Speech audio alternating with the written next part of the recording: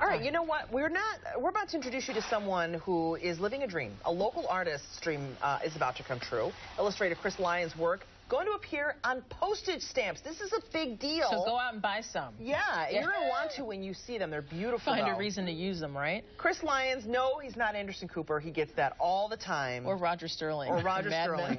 He's Chris Lyons, okay? He's the man who's behind the stamps.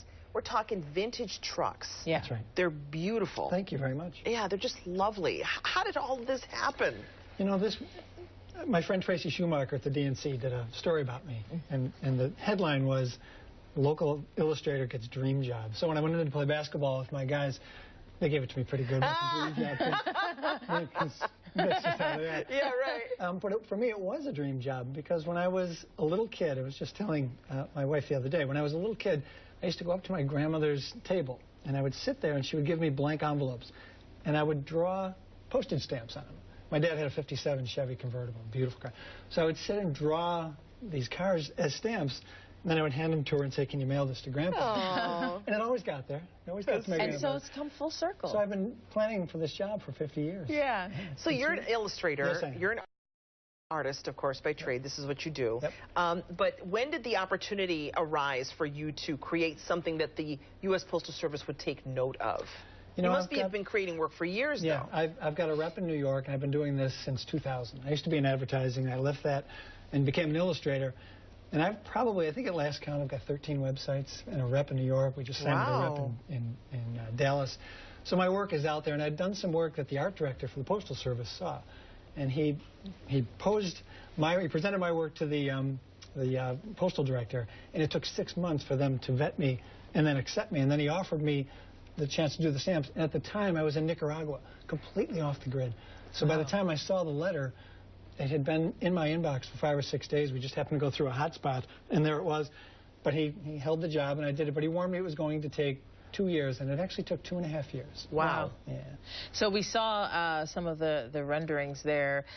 For you, a little nostalgia, seeing these old Ford pickups and Chevrolets? I love the aesthetic of this era of automotive design. I think it's beautiful. You don't see this anymore. You just don't. Everything is boxy and square. And colors. Look at these colors, very vibrant. And I know that they're by design. Everything is by design. Yes. Talk about the colors of these. Well, you know, when we decided on the final 4 trucks, I did some research and found what the most popular color was for the launch of each of these vehicles. But then I had to finesse a little bit to make sure they worked as a group. I want to make sure that, because you knew they were going to show up as sets of 4, so I wanted to make sure they held together as a group. You know, this is decidedly old school, isn't it? When we think about stamps, illustration. I mean, you probably work with digital media a lot. Adobe Illustrator. Right, but now was this done with some of that technology? Yeah. So you're using this very new age stuff, digital technology for something as old school. You know what I'm saying. I know what you're saying. It's something as tactile as a stamp. Yeah, nothing, well, very rarely is illustration work done anything other than digital. Okay. You just need the portability. I had to get these for, approvals, for presentations, and if they're done digitally, it's a snap. It's not like you're waiting for paint to dry and sending a canvas. When can people get these? Oh, they're for sale. They launched last Friday. Yeah, they launched. So they're for sale now? Yeah, post office. On the Forever What's it going to be like for you to see? Are they Forever stamps? Yeah, the Forever stamps. What's it going to be like for you when you see that? Here's the thing. I walked into the post office the other day in Penfield, and I ordered a couple of sets, and I couldn't resist. I said to her, "I'm the guy." I was wondering if you do that. I'm totally immersed in this completely. Why wouldn't you, right? Yeah. It's so awesome. Who doesn't want to go around and be like, you know what? Right? Well, we can say, we know the guy that made these. I know the guy, I tell people, when you pay your bills, think of me now.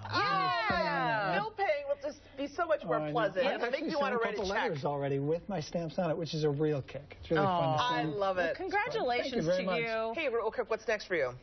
Any more art? Yeah, I'm doing, as a result of this, I'm doing a big calendar. I can't say for whom, but it's related. I'm drawing vehicles for a big company. Frank Sterling for Halloween?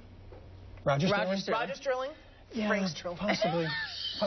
I've been in TV way too long. I used to have to put a disclaimer when I started my lectures at RIT that, yes, I know, I look like that. Because everyone would say, and isn't it ironic? You worked in advertising, so there was that Mad Men connection. Yeah. We're still in time. We're having way too much fun with you. But you know what? Congratulations, Chris. Thank you very much. Go to the post office, get his stamps, and you can say, find a reason to mail I know the guy. I know the guy.